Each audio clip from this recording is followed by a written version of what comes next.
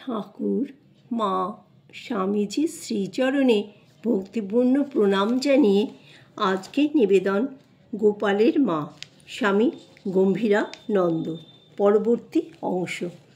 অঘোরমণির জীবনে এক মহা পরিবর্তনের পূর্বাভাস দৃষ্ট হইল। প্রথম দর্শনের দিনেই ঠাকুরের প্রতি তিনি এক প্রবল আকর্ষণ অনুভব করিলেন। মনে হইল ইনি বেশ লোক, যথার্থ সাধুভক্ত এবং ইহার নিকট পুনরায় সময় পাইলেই আসিব। অতএব অল্পদিন পরেই জপ করিতে করিতে অঘোরমণির প্রাণের মধ্যে দক্ষিণেশ্বরে গমনের অভিলাষ উদিত হওয়া মাত্র 2-3 পয়সার দেদো সন্দেশ কিনিয়া তিনি একাকিনী পদব্রজে তথায় উপস্থিত হইলেন। অমনি ঠাকুর বলিয়া উঠিলেন, এসেছ? আমার জন্য কি এনেছ? দাও। অঘোরমণি তো ভাবিয়া অজ্ঞান। কেমন করে সে রঘু সন্দেশ বার করি, একেই কত লোক কত ভালো জিনিস এনে খাওয়াচ্ছে, আবার তাও চাই কি আমি আসবামাত্র খেতে চাওয়া? সলজ্জভাবে সেই সন্দেশগুলি বাহির করিয়া দিলে ঠাকুর উহা সানন্দে খাইতে খাইতে বললেন, তুমি পয়সা খরচ করে সন্দেশ আনো কেন? নারকেল নাড়ু করে রাখবে, তাই 2-1টা আসবার সময় আনবে। না হয় যা তুমি নিজের হাতে রাঁধবে, লাউ শাক চচ্চড়ি, আলু বেগুন বড়ি দিয়ে সজনে খাড়ার তরকারি, তাই নিয়ে আসবে। তোমার হাতে রান্না খেতে বড় স্বাদ হয়। ধর্মকর্মের কথা না হইয়া এইরূপে কেবল খাবার কথাই হইতেছে দেখিয়া অঘোরমণি ভাবিলেন, ভালো সাধু দেখতে এসেছি, কেবল খাই খাই। আমি গরিব কাঙাল লোক, কোথায় এত খাওয়াতে পাবো? দূর হোক, আর আসবো না। কিন্তু প্রত্যাবর্তনকালে দেখেন মন কিছুতেই দক্ষিণেশ্বরের উদ্যানের বহির্দ্বার অতিক্রম করিতে চায় না। অনেক বল প্রয়োগ করিয়া তাহাকে কামারহাটিতে লইয়া আসিতে হইল। ইহারই কয়েকদিন পর কামারহাটিতে ব্রাহ্মণী চচ্চড়ি রান্না করিয়া ঠাকুরের নিকট উপস্থিত হইলে তিনি উহা চাহিয়া খাইলেন ও বলিতে লাগিলেন, আহা কি রান্না, যেন সুধা সুধা। সে আনন্দে ব্রাহ্মণীর চক্ষে জল আসিল। ভাবিলেন তিনি গরিব কাঙাল বলিয়া তাহার এই সামান্য জিনিসের ঠাকুর এত বড়াই করিতেছেন। 3-4 মাস এইরূপেই ঘন ঘন যাতায়াত চলিতে লাগিল। আর সেই খাই খাই, কেবল এটা এনো ওটা এনো ইত্যাদির জ্বালায় অস্থির হইয়া বৃদ্ধা ভাবেন, গোপাল তোমাকে ডেকে এই হলো, এমন সাধুর কাছে নিয়ে এলে যে কেবল খেতে চায়, আর আসবো না। কিন্তু সে কি বিমর্ষ আকর্ষণ, দূরে গেলেই আবার টানিয়া আনে। ক্রমে 1884 খ্রিস্টাব্দের বসন্ত আসিয়া পড়িল। রাত্রি 3টার সময় জপে বসিয়া জপ সমাপনান্তে ব্রাহ্মণী জপ সমর্পণের পূর্বে প্রাণায়াম আরম্ভ করিয়াছেন। এমন সময় দেখেন শ্রীরামকৃষ্ণ তাহার বামে উপবিষ্ট, তাহার দক্ষিণ হস্তটি মুষ্টিবদ্ধ প্রায়, আর মুখে মৃদু হাস্য, ঠিক যেমন দক্ষিণেশ্বরে দেখিয়াছেন তেমনি। ভাবিলেন, এ কি, এমন সময় ইনি কোথা থেকে কেমন করে এলেন?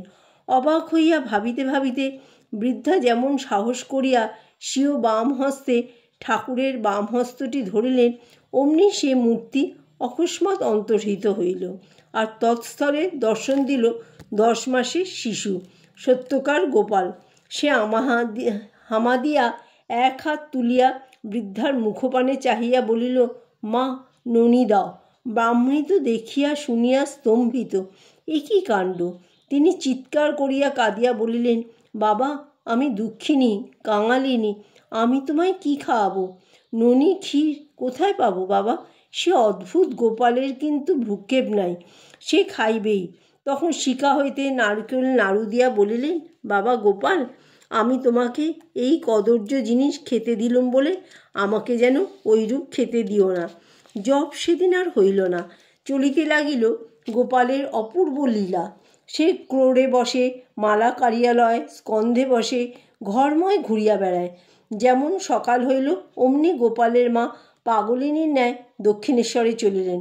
গোপালকে বুকে লইয়া চলিতে চলিতে দেখিতে লাগিলেন গোপালের লাল টুকটুকে পা দুখানি বুকের উপর ঝুলিতেছে। সকাল প্রায় 7টার সময় আলুথালু বেশে গোপাল গোপাল বলিয়া ডাকিতে ডাকিতে গোপালের মা ঠাকুরের কক্ষে পূর্ব দিকে দ্বারপথে ঢুকিলেন। তাহার চক্ষু কপালে উঠিয়াছে, আঁচল ভূমিতে লুটাইতেছে, কোনো দিকে ভ্রুক্ষেপ নাই।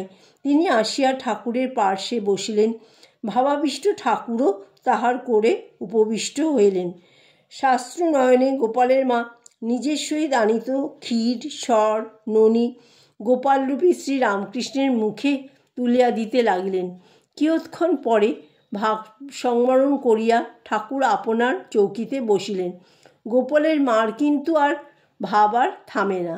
সারাক্ষণ তিনি নাচিয়া বেড়াইতে লাগিলেন আর বলিতে লাগিলেন, ব্রহ্মা নাচে, বিষ্ণু নাচে, আর নাচে শিব ইত্যাদি।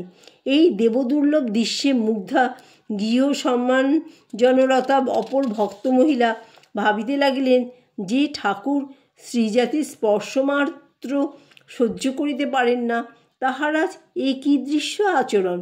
একদিকে দ্বিষষ্ঠী বর্ষাতীতা বৃদ্ধার অনুপম মাতৃস্নেহ, অপরদিকে অষ্টচত্বারিংশৎ বয়স্ক প্রৌঢ়ের গোপাল ভাব।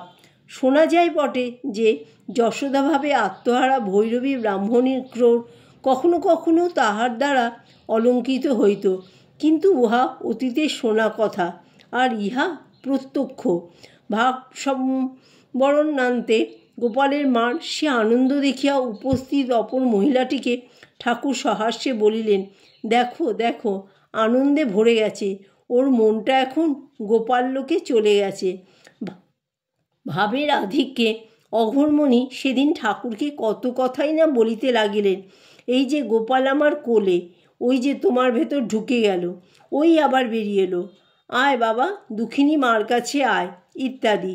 গোপাল এইরূপে কখনো ঠাকুরের সহিত মিশিয়া এবং কখনো বাল্যলীলার তরঙ্গ তুলিয়া একদিকে যেমন শ্রীরামকৃষ্ণকেই গোপালরূপে প্রত্যক্ষ করাইল, অপরদিকে তেমনি গোপালের মাকে আত্মহারা করিল। অঘোরমণি আজ হইতে বাস্তবিকই গোপালের মা হইলেন এবং ঠাকুরও তাহাকে ওই নামে ডাকিতে লাগিলেন। তাহার ভাব প্রশমনের জন্য ঠাকুর সেদিন বহু প্রকারে যত্ন করিতে লাগিলেন। তাহার বুকে হাত বুলাইয়া দিলেন, তাহাকে ভালো ভালো খাদ্য সামগ্রী খাওয়াইলেন এবং সমস্ত দিন নিকটে রাখিয়া স্নানাহার করাইলেন। খাইতে খাইতে ব্রাহ্মণী বলিতে লাগিলেন, বাবা গোপাল, তোমার দুঃখিনী মা এ জন্মে বড় কষ্টে কাল কাটিয়েছে। টেকো ঘুরিয়ে, সুতো কেটে, পৈতা করে বেচে দিন কাটিয়েছে, তাই বুঝি এত যত্ন আজ করছো? সন্ধ্যায় ঠাকুর যখন গোপালের মাকে বিদায় দিয়া কামারহাটি পাঠাইলেন, তখন গোপালও করে উঠিয়া চলিল এবং গৃহে পৌঁছাইয়া নানা রঙ্গ, আবদার ইত্যাদিতে মায়ের জপভঙ্গ করিতে লাগিল। অবশেষে গোপালের মা জপ ছাড়িয়া তাহাকে শয্যায় শয়ন করাইলেন। তক্তপোশের উপর মাদুর পাতা, নরম বিছানা বা বালিশ তাহার নাই, তাই গোপাল খুঁতখুত করিতে লাগিল। অগত্যা ব্রাহ্মণী স্বীয় বাম বাহুতে তাহার মস্তক রাখিয়া বলিলেন, বাবা আজ এই রকমের শো, রাত পোহালেই কাল কলকাতা গিয়ে তোমার নরম বালিশ করিয়ে দেব। পরদিন সকালে প্রত্যক্ষ গোপালের রান্নার জন্য বাগান হইতে কাঠ কুড়াইতে গেলে গোপালও সঙ্গে সঙ্গে যাইয়া কাঠ আনিয়া রান্নাঘরে রাখিতে লাগিল। রন্ধনকালেও দুরন্ত শিশু কাছে বসিয়া বা পিঠে পড়িয়া সব দেখিতে লাগিল ও আবদার করিতে থাকিল।